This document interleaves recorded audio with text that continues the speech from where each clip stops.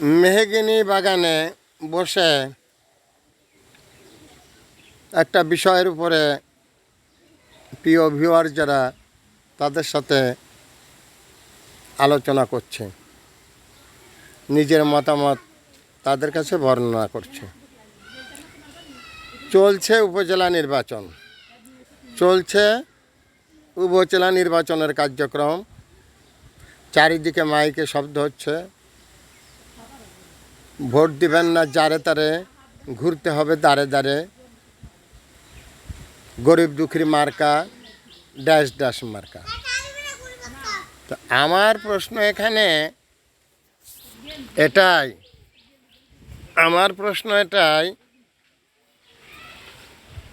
যে সবাই গরিব দুঃখীর বন্ধু হতে চায়। কারা হতে চায়? 520টা উপজেলা যদি থাকে, 520টা উপজেলার 520 জন নির্বাচিত উপজেলা চেয়ারম্যান হবেন, তারাও গরিবের বন্ধু হতে চায়। এই সাথে প্রতিটা উপজেলায় অন্তত 5 জন 7 জন করে প্রতিদ্বন্দ্বী আছেন, এরা সবাই গরিবের বন্ধু হতে চায়। গরিবের বন্ধু হওয়াটা যে বাংলাদেশে কত বেশি প্রয়োজন, কিন্তু গরিব কোনো বন্ধু চায় না। গরিব যেটা চায়, গরিবের পক্ষ থেকে আমি এখন একটা কথা আপনাদেরকে জানাবো। আপনারা এমন একটা সিস্টেম বের করেন যে সিস্টেমে মানুষ গরিব না থাকে। গরিবের বন্ধু কেন দরকার? দেশে গরিব টেনে আনছেন কেন? গরিবের বন্ধু, তারপর হচ্ছে মেহনতি মানুষের কণ্ঠস্বর।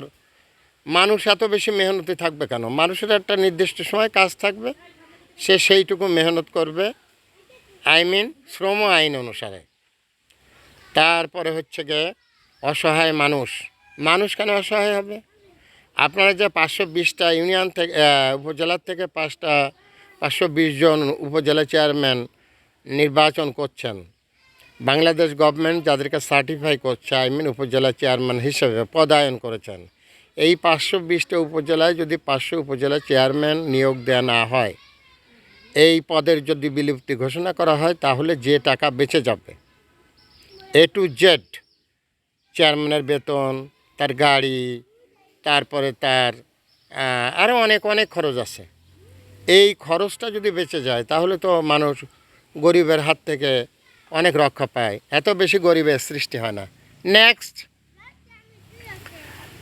350 আসনের পার্লামেন্ট নির্বাচনে দাঁড়িয়ে তারা কি বলেন? গরিবের বন্ধু, অমক ভাইয়ের আগমন, শুভেচ্ছা, স্বাগতম। তার মানে সবাই গরিবের বন্ধু হতে চায়। কেন হতে চায়? কারণ গরিবের বন্ধু কেউ না, গরিবকে শোষণ করার জন্য মানুষ গরিবের বন্ধু হতে চায়। কি কারণে এত গরিবের বন্ধু হচ্ছে? যদি গরিবের বন্ধু দেশে সত্যিই থেকে থাকে, তাহলে এমন নিয়ম বের করতে হবে যে দেশের মানুষ যেন গরিব না থাকে, তাহলে গরিবের বন্ধুর দরকার নেই। 350 আসনের পার্লামেন্ট, এর আগে আমি বহুবার অনুরোধ করেছি, মাননীয় প্রধানমন্ত্রীর কাছে সবিনয় নিবেদন জানিয়েছি।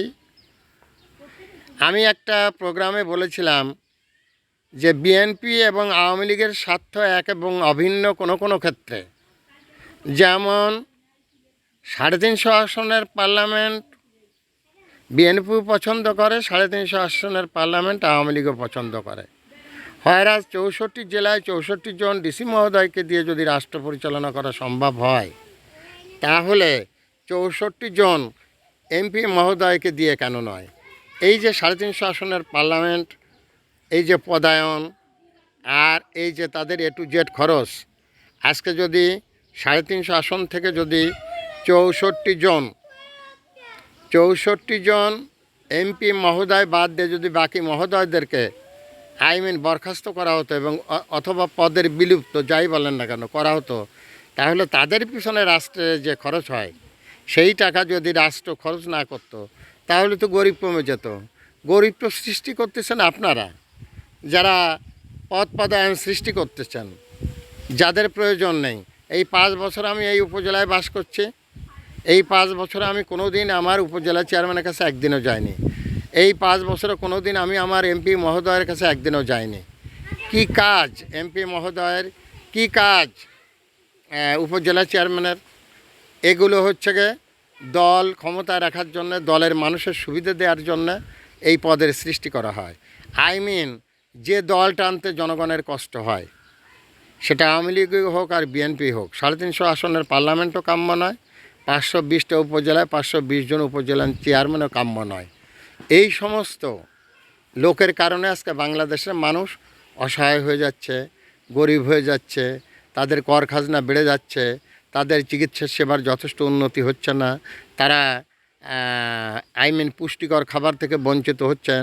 যে পরিমাণ খাবার তাদের পুষ্টিতে থাকার দরকার সেটা তাদের খাবারে থাকছে না। মোর দেন এই যে এত অসুবিধে, তাহলে যারা রাষ্ট্র পরিচালনা করেন তাদেরকে এগুলো ভেবে দেখার দরকার নেই? অবশ্যই দরকার আছে। যারা রাষ্ট্র পরিচালনা করেন, এই 54 বছরে ঢাকায় যে গাছ কাটা পড়ে গেছে,